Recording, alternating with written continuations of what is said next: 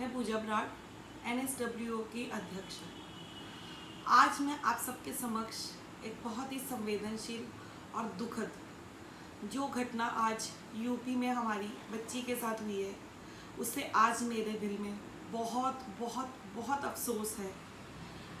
आज मैं ये पूछना चाहती हूँ, जब निर्भया कांड हुआ, अफीसा कांड हुआ, तब भी मैंने सरकार से हाथ जोड़कर यही बेनती की थी और आज भी मेरे सवाल वहीं के वहीं खड़े हैं।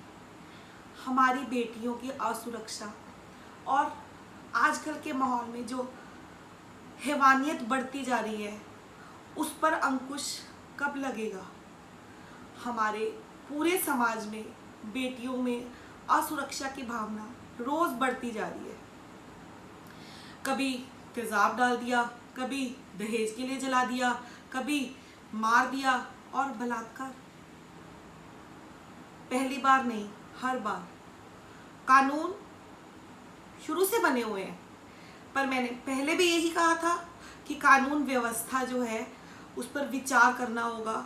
निर्भया कांड में एक लंबे समय के बाद, बहुत लंबे समय के बाद इंसाफ मिला।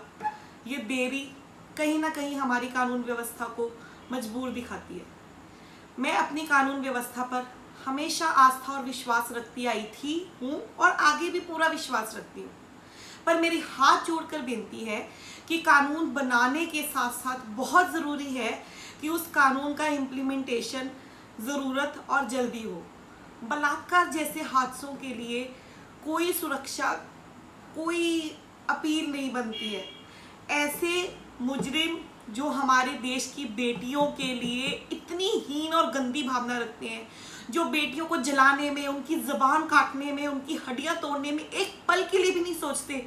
हमारे देश की बेटियां, हमारी बच्चियां हर एक पल असुरक्षा में रह रही हैं, सिर्फ ऐसी हैवानियत और ऐसी सोच की वजह से।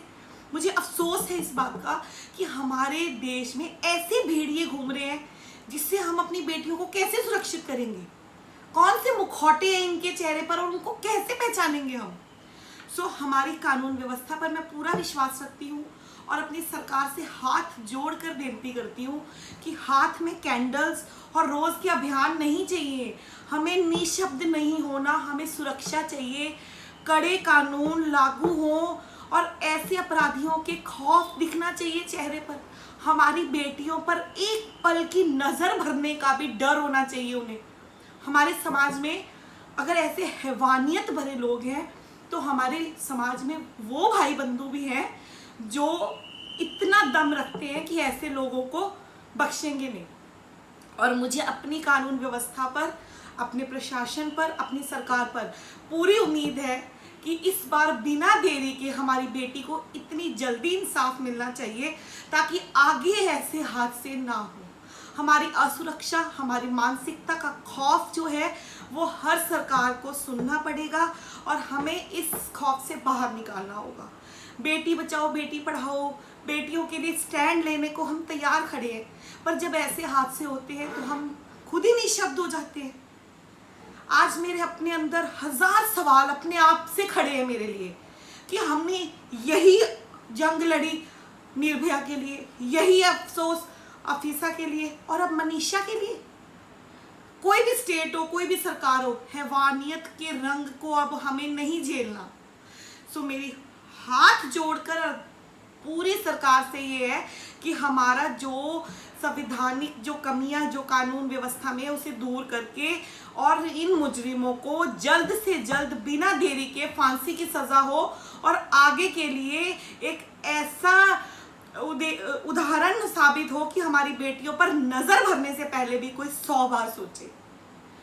इसी के साथ आज मेरा दिल बहुत बहुत उदास है कि हमारी समाज सेवा एक शब्द पे आके निशब्द हो जाती है, सिर्फ कुछ हैवान लोगों की वजह से। इससे आगे मैं कुछ नहीं कहना चाहती हूँ।